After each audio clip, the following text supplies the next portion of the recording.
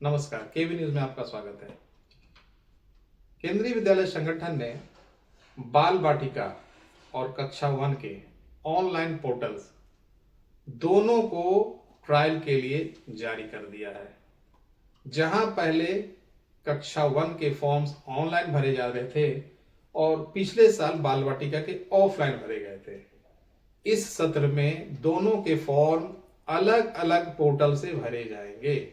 यानी बाल वाटिका के फॉर्म्स बाल वाटिका 1 और बाल वाटिका 3 के पोर्टल अलग हैं और कक्षा 1 के पोर्टल अलग है।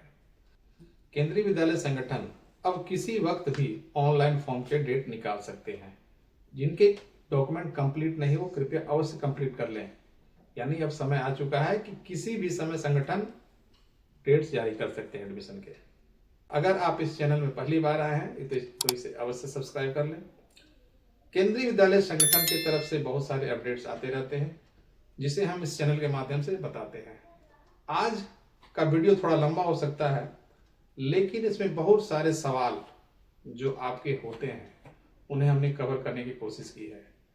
जैसे बहुत सारे सवाल हैं कि बच्चे के नाम से कौन से डॉक्यूमेंट होंगे, पेरेंट्स के नाम से कौन से डॉक्यूमेंट होंगे, डॉक्यूमेंट्स कौन कौन लगते हैं, उम्र क्या है, बाल वाटिका में कौन से उम्र के बच्चे का एडमिशन होता है, क्लास 1 में कितने उम्र के बच्चे का एडमिशन होता है। इस तरह के बहुत सारे सवाल, छोटे छोटे सवाल जो आज हम इस वीडियो में कवर करेंगे। सबसे पहले हम बात कर लेते हैं उम्र की। मेरे पिछले वीडियो में भी मैंने इस बारे में बात किया है, इसलिए संक्षिप्त में हम बताना चाहेंगे कि बाल वाटिका 1 3 से 4 वर्ष, बाल वाटिका 2 4 से 5 वर्ष, बाल वाटिका 3 5 से 6 वर्ष और क्लास 1 6 से 8 वर्ष। ये एज जो कैलकुलेट होता है वो 31 मार्च यानी जिस ईयर में बच्चे का नामांकन हो रहा है, यानी अगर 2025 में नामांकन होने वाला है तो 31 मार्च 2025 को ये जो उम्र है कैलकुलेट होंगे। ये तो रही बात उम्र की। अब हम बात करते हैं कागजात। कौन कौन से कागजात बच्चे के नाम से होगा और कौन कौन से कागजात पेरेंट्स के नाम से हो सकते हैं। सबसे पहले बर्थ सर्टिफिकेट, ये बच्चे का नाम से होगा। आधार कार्ड बच्चे के नाम से होगा। इसके बाद आप आवासीय जमा करते हैं, बच्चे के नाम से भी हो सकता है जमा हो जाए और पेरेंट्स के नाम से भी हो सकता है, यानी दोनों में से किन्हीं के नाम से भी बना हुआ है तो वो एक्सेप्ट है। ओबीसी एनसीएल सर्टिफिकेट, यानी पिता अगर अपने नाम से बना लिया है रिसेंट 6 महीने में, यानी 6 महीने से कम में बना हुआ है तो वो भी एक्सेप्ट हो जाएगा और आपको समय मिलेगा। जब आप नामांकन करा लेंगे तो आपको 3 महीने का समय मिलेगा बच्चे के नाम से जमा करने के लिए। उसी प्रकार एससी सर्टिफिकेट, एसटी सर्टिफिकेट अगर फादर के नाम से है तो वो भी एक्सेप्ट हो जाएगा अगर बच्चे के नाम से उस समय नहीं बन पाया है तो, लेकिन उसके बाद बच्चे के नाम से आपको बनाकर जमा करना होता है। यानी जो कास्ट सर्टिफिकेट है वो फादर का आप अपना जमा कर सकते हैं और जब एडमिशन हो जाता है उसके बाद आप 6 महीने के भीतर वो सब जमा कर सकते हैं। बच्चे का पेरेंट्स जो जॉब में है वो उनके नाम से सर्टिफिकेट बनेगा। आवासीय में भी बहुत लोगों का कंफ्यूजन रहता है कि आवासीय कौन कौन से आवासीय जमा कर सकते हैं। एक तो ब्लॉक से जो बनता है वो आप जमा कर सकते हैं। अगर कोई अपने मकान में रह रहा है, उनके नाम, माता पिता के नाम से बिजली का बिल आ रहा है, वो भी चल सकता है। गैस का कनेक्शन है वो भी चल सकता है। यानी सरकारी दस्तावेज जो है आवासीय में वो भी चल सकता है। सरकारी कर्मचारी अपने क्वार्टर अलॉटमेंट पेपर दे सकते हैं। सर्विस सर्टिफिकेट में भी आप अपने एड्रेस को लिखवा करके वेरीफाई करवा सकते हैं। तो ये जो कागजात है कुछ बच्चों के नाम से और कुछ पेरेंट्स के नाम से। अगर इस पर भी अभी भी डाउट है तो आप कमेंट सेक्शन में कमेंट कर सकते हैं, आपको जवाब मिलेगा। इसके बाद हम बात करेंगे दूरी को लेकर। बहुत सारे पेरेंट्स का सवाल आता है कि सर मेरे घर से विद्यालय की दूरी 30 किलोमीटर है या फिर उससे ज्यादा है। तो यहाँ पे केंद्रीय विद्यालय संगठन के गाइडलाइन के अनुसार 10 किलोमीटर तक का जो एड्रेस है उस पर आप फॉर्म भर सकते हैं। अगर उससे दूरी ज्यादा है तो आप एक लोकल एड्रेस देंगे, यानी उस 8 से 10 किलोमीटर के भीतर का आपको एक लोकल एड्रेस देना पड़ेगा।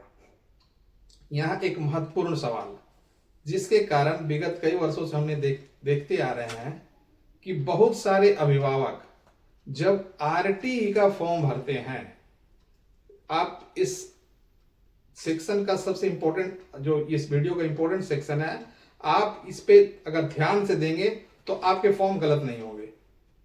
आरटीई में क्या करते हैं लोग, 40 किलोमीटर दूर का एड्रेस भर देते हैं, और जब फॉर्म आप ऑनलाइन भर रहे हैं उसमें क्या क्लिक करेंगे कि मेरे घर की दूरी 5 किलोमीटर के अंदर है। यहां पे तो आपने कर दिया क्लिक 5 किलोमीटर के अंदर, और जब लॉटरी हुआ तो आपका नाम आ गया, और जब आप एडमिशन कराने जा रहे हैं तो आप फॉर्म में देख रहे हैं कि एड्रेस तो हमारा 40 किलोमीटर दूर का भरा हुआ है। आप रह रहे हो 5 किलोमीटर के अंदर, लेकिन अगर आपने उसे ऑनलाइन फॉर्म में नहीं दिखाया है तो आपका जो एडमिशन है वो आरटी कैटेगरी में नहीं हो पाएगा। इस तरह से विगत कई वर्षों से हमने देखते आ रहे हैं कि लोग आरटी में नाम आ जाता है, लेकिन जो एड्रेस देते हैं वो दे देते हैं 10 किलोमीटर 15 किलोमीटर दूर का एड्रेस दे देते हैं, जिसके कारण उनका नामांकन नहीं हो पाता। ये गलती आप ना करें। आरटी में ओबीसी एनसीएल कैटेगरी वाले हैं, जनरल में ईडब्ल्यूएस वाले हैं, एससी हैं, एसटी है, ये जब फॉर्म भरेंगे तो थोड़ा सा आप एड्रेस को ध्यान में रखकर फॉर्म भरेंगे। एक और महत्वपूर्ण सवाल आता है कि सर जब ऑनलाइन फॉर्म भर रहे हैं हम तो कितने विद्यालय हम चूज कर सकते हैं। आप जब एक बार ऑनलाइन रजिस्ट्रेशन कर रहे हैं तो उसमें आप 3 विद्यालय चूज कर सकते हैं। इसमें जब फॉर्म भरने के समय में ही वो 3 विद्यालय आपको अलग अलग चुन सकते हैं। यहां पे भी बहुत लोगों का सवाल है, क्या मैं 3 ही विद्यालय चूज कर सकता हूं, 6, 10, 12 क्यों नहीं चूज कर सकता हूं। आप इसका एक प्रोसेस है, अगर आप उस तरह से फॉलो करते हैं तो आप वो भी कर सकते हैं। लेकिन यहां पे केंद्रीय विद्यालय संगठन के एडमिशन गाइडलाइन के अनुसार अगर आप एक ही विद्यालय में 2, 3, 4 यानी मल्टीपल फॉर्म भरते हैं तो जो सबसे लास्ट फॉर्म आपने भरा है विद्यालय उसी को कंसीडर करेगा। अगर आपने पहला या दूसरा भरा है और लास्ट वाला नाम आपका नहीं आया लॉटरी में और पहला या दूसरा वाले में आ गया तो आपका एडमिशन रिजेक्ट हो जाएगा। इसलिए फॉर्म भरने के समय में बहुत केयरफुली आप फॉर्म भरें, आप मल्टीपल फॉर्म ना भरें। ये चैनल की तरफ से आपको सजेस्ट किया जाता है कि आप मल्टीपल फॉर्म ना भरें, क्योंकि इसमें होता क्या है कि बहुत सारे फॉर्म लोग गलत भर देते हैं और वो गलत वाले फॉर्म का नाम आ जाता है, लेकिन एडमिशन के समय उनको एडमिशन में प्रायोरिटी नहीं मिलता है, क्योंकि गाइडलाइन के अनुसार साफ जिक्र है कि अगर आपने मल्टीपल फॉर्म भरा है यानी एक से ज्यादा फॉर्म भरा है तो लास्ट वाले फॉर्म को ही कंसिडर किया जाएगा। अब रही बात कि आपने एक बार ऑनलाइन रजिस्ट्रेशन किया है जिसमें आपने 3 विद्यालय चूज किया है, अगर आप दूसरी बार रजिस्ट्रेशन करते हैं तो इसमें आपको ईमेल आईडी और फोन नंबर बदलना पड़ेगा। इसके बाद आप फिर दूसरे 3 विद्यालय चूज कर सकते हैं। यानी एक फॉर्म में आप जो 3 विद्यालय चूज किए हैं आप उसे फिर दूसरे रजिस्ट्रेशन वाले में आप नहीं चूज कर सकते हैं। यानी इस तरह से आप 6, 7, 8 स्कूल चूज कर सकते हैं कि लेकिन रजिस्ट्रेशन आपको दूसरे विद्यालय में यानी 2 या 3 बार करके आप कर सकते हैं। एक और महत्वपूर्ण यहां पे सवाल है कि ऑनलाइन रजिस्ट्रेशन के समय में क्या क्या डॉक्यूमेंट लेकर हमें बैठना है और उसमें क्या क्या इनपुट करना होता है। तो ऑनलाइन फॉर्म जब आप रजिस्टर्ड करते हैं लॉगिन से पहले आपको रजिस्टर्ड करना है। रजिस्टर्ड में बच्चे का नाम, बच्चे का डेट ऑफ बर्थ, एक वैलिड ईमेल आईडी, एक valid mobile number. Mobile number आप ऐसा देंगे जो वो आपका कंटिन्यू चल रहा हो, ऐसा मोबाइल नंबर ना दे। कभी कभी होता क्या है कि आपका नंबर आ गया है, लॉटरी में नाम आ गया है, पेरेंट्स को कॉल किया जा रहा है, विद्यालय प्रशासन कॉल कर रहा है कि आपके बच्चे का नाम आ गया, पता चल रहा है कि उसमें रिचार्ज नहीं है या वो बंद है। तो इस तरह का नंबर ना दे। आपसे चैनल रिक्वेस्ट करता है कि जो भी नंबर दे जेन्युइन नंबर दे जिसमें आपका कॉल जा सके। यानी ये आपको इनपुट करना है। इसके बाद बच्चे का एक डिजिटल फोटो, बच्चे का डेट ऑफ बर्थ स्कैन किया हुआ या फिर जेपीजी फॉर्मेट, पीडीएफ फॉर्मेट। अगर सरकारी कर्मचारी हैं तो आप जो ट्रांसफर डिटेल्स का आपने फॉर्मेट भर कर रखा है उसे आप एंट्री करने के समय में रख लें। और एक है ईडब्ल्यूएस सर्टिफिकेट, जो जनरल कैटेगरी वाले हैं, आरटीई में प्रेफरेंस लेना चाहते हैं, वो भी सर्टिफिकेट उसका उस समय तक बना होना चाहिए जब ऑनलाइन फॉर्म भरा जा रहा हो, क्योंकि इसमें एंट्री करना होता है।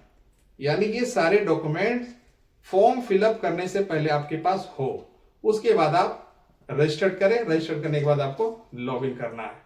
इस पूरे प्रोसेस को हमारे चैनल में डिस्क्रिप्शन बॉक्स में एक लिंक दिया होगा, आप उस लिंक में जाकर के वीडियो को देखें कि फॉर्म भरने से पहले क्या करना होता है और किस तरह से आपका फॉर्म सही भरा जाए, क्योंकि बहुत सारे लोग फॉर्म गलत भर के अपना फॉर्म रिजेक्ट कर लेते हैं।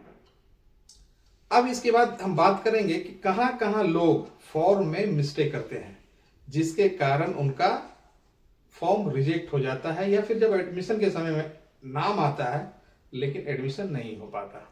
सबसे पहला, जो सरकारी कर्मचारी हैं, जो बिहार सरकार हो, सेंट्रल गवर्नमेंट हो या अदर स्टेट के कर्मचारी हैं, कोई भी हो, जब आप फॉर्म भर रहे हो तो आपको अपने कैटेगरी के बारे में पता होना चाहिए कि किस कैटेगरी में आते हैं, यानी सर्विस कैटेगरी आपका क्या है। सर्विस कैटेगरी में भी कभी एक वीडियो बना हुआ है, आप उसे जरूर देख लें फॉर्म भरने से पहले। जो प्योर सेंट्रल गवर्नमेंट एम्प्लॉय है वो कैटेगरी 1 में आते हैं। प्योर में आ गया आपका आर्मी हो गया, बीएसएफ हो गया, पारामिलिट्री फोर्सेस हो गए, रेलवे हो गया, ये सब कैटेगरी 1 में आते हैं। कैटेगरी 2 में सेंट्रल गवर्नमेंट के ऑटोनोमस बॉडी आते हैं, जो एलआईसी के कर्मचारी हो गए, बैंक के जो नेशनल बैंक होते हैं उनके कर्मचारी हो गए, ये सभी आपके कैटेगरी 2 में आते हैं। और कैटेगरी 3 में स्टेट गवर्नमेंट के परमानेंट एम्प्लॉय जो हैं वो आते हैं। इसके बाद स्टेट गवर्नमेंट में जैसे आपके परमानेंट टीचर्स हो गए हैं, जो ऑफिशियल स्टाफ्स हो गए हैं, उसी प्रकार कैटेगरी 4 स्टेट गवर्नमेंट के ऑटोनोमस बॉडी, इसमें जो आते हैं वो सब कैटेगरी 4 हो गए। और कैटेगरी 5 में बिजनेसमैन हो गए, फार्मर हो गए, सेल्फ एम्प्लॉयड हो गए, ये सभी कैटेगरी 5 होते हैं। इसलिए आपसे हिदायत दी जाती है कि फॉर्म भरने के समय में ये सेक्शन, इस पे बहुत सारा डिपेंड करता है लॉटरी में नाम आने पर। यानी मान लीजिए कोई रेलवे का कर्मचारी है और आपने वहां पे भर दिया है कैटेगरी 5, तो आप तो सोच रहे होंगे कि हमने रेलवे के एम्प्लॉय है, मेरा तो नाम पहले आना चाहिए, लेकिन आपने कैटेगरी चूज गलत कर दिया है, इसलिए आपका नाम कैटेगरी 1 में नहीं आकर के कैटेगरी 5 में आएगा, जिस कारण आपका नाम हो सकता है कि एडमिशन में ना आए। इसलिए ये गलती आप ना करें। हमने विगत कई वर्षों से ये सब देखा है कि इस तरह के लोग गलती कर देते हैं और फिर विद्यालय के पास आता है, बताया जाता है कि सर हम तो रेलवे कर्मचारी हैं, ये साइबर कैफे वाले ने गलती कर दी है। आप यहाँ ध्यान ये रखें, बहुत सारे लोग इस तरह करते हैं कि साइबर कैफे को अपना डिटेल्स दे देते हैं और वो निश्चिंत हो जाते हैं। लेकिन यहाँ गलती यहाँ करते क्या है कि आपने फॉर्म देखा भी नहीं और आप उसे रख लिए, और जब आप लॉटरी हो रहा तो इंतजार कर रहे हैं कि बच्चे का नाम क्यों नहीं आया। तो ये गलती मैक्सिमम लोग करते हैं। फॉर्म भरे, सही तरीके से भरे, अगर हो सके तो विद्यालय में जाकर के दिखा भी दें कि क्या सर ये फॉर्म सही भरा हुआ है कि नहीं। विद्यालय आपको देख के बता सकता है कि हाँ ये सही भरा हुआ है या गलत भरा हुआ है।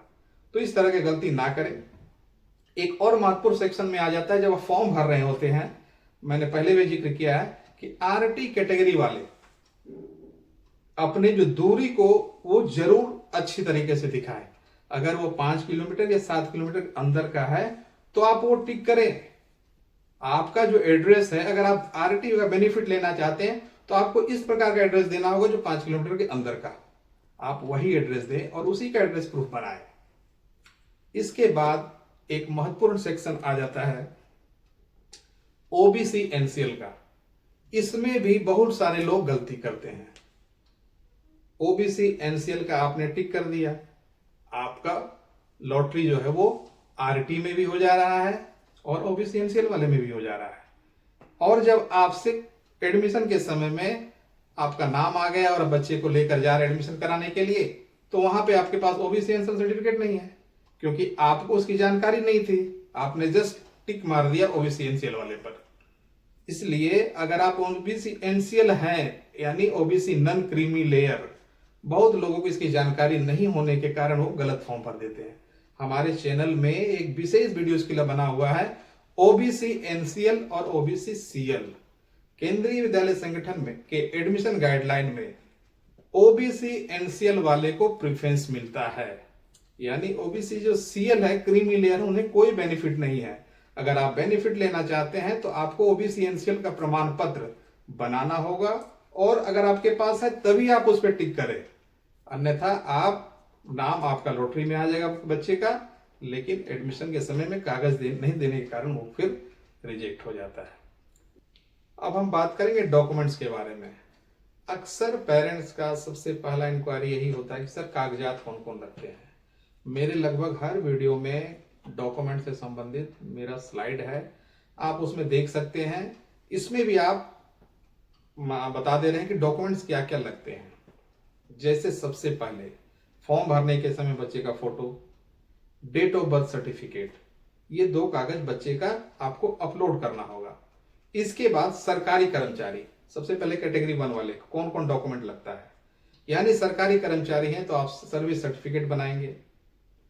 उसके बाद अगर आपने 7 साल पिछले 7 साल का ट्रांसफर डिटेल्स भरा है तो आप वो रखेंगे। इसके बाद जो डॉक्यूमेंट्स बताए जा रहे हैं वो सभी के लिए कॉमन है, जिस प्रकार रेसिडेंस प्रूफ, आवासीय प्रमाण पत्र, पहले भी मैंने बता चुका हूं कि आवासीय में क्या क्या दे सकते हैं। इसके बाद आ जाता है अगर आप रिजर्वेशन में कोई बेनिफिट लेना चाहते हैं जैसे एससी एसटी ओबीसी एनसीएल, तो आपको इसके प्रमाण पत्र जमा करने होंगे। आवासीय बता ही चुका हूं।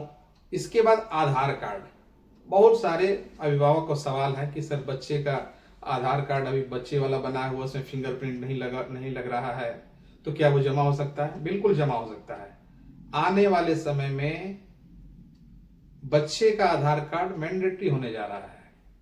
जो अभिभावक अभी तक बच्चे का आधार नहीं बनाए हैं कृपया वह बना ले, क्योंकि इसके आधार पर बच्चे के आधार कार्ड और पेरेंट्स के आधार कार्ड के कॉम्बिनेशन से एक अपार आईडी जनरेट हो रहा है। मेरा एक वीडियो भी इस चैनल में अपलोड है, आप उसे जरूर देख ले, क्यों ये मैंडेटरी होने जा रहा है। तो इस प्रकार एक बच्चे का आधार कार्ड हो सकता है, पेरेंट्स का भी आधार कार्ड मांग ले सेशन से आपको। इसके बाद बच्चे का ब्लड ग्रुप, बच्चे का ब्लड ग्रुप भी आपको जब आप फॉर्म भरते हैं उसमें कॉलम है कि बच्चे का ब्लड ग्रुप क्या है, आपको वो उस पर भी टिक करना है। जो जनरल कैटेगरी है ईडब्ल्यूएस अगर अपने आपको दिखा रहे हैं उस फॉर्म में, तो ईडब्ल्यूएस कैटेगरी वाले जरूर प्रमाण पत्र बना लें। उन्हें अगर बेनिफिट लेना है तो वो आपको उसमें जमा करना होगा एडमिशन के समय में। डॉक्यूमेंट का जो स्लाइड हमारे पिछले वीडियो में है, बाल वाटिका और क्लास 1 का स्पेशल वीडियो बनाया गया है, आप उसे जरूर देख लें। इस प्रकार हमने कोशिश किया है कि आपके जो सवाल हैं उसके जवाब को वीडियो के माध्यम से दे सके।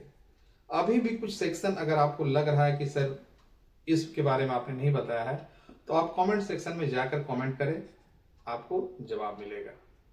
पुनः आपसे कह रहे हैं, केंद्रीय विद्यालय संगठन के जो भी एडमिशन से संबंधित अपडेट्स आते हैं, केंद्रीय विद्यालय के जो भी अपडेट्स हैं इस चैनल के माध्यम से लोगों को बताया जाता है। अगर आप बच्चे का नामांकन कराना चाहते हैं केंद्रीय विद्यालय में, तो इसे जरूर सब्सक्राइब करके रखें, ताकि जो भी अपडेट्स, जो भी बदलाव होते हैं इस चैनल के माध्यम से हम बताते हैं। इसलिए अगर वीडियो पसंद आए तो इसे जरूर लाइक कर दें। आपका बहुत बहुत धन्यवाद।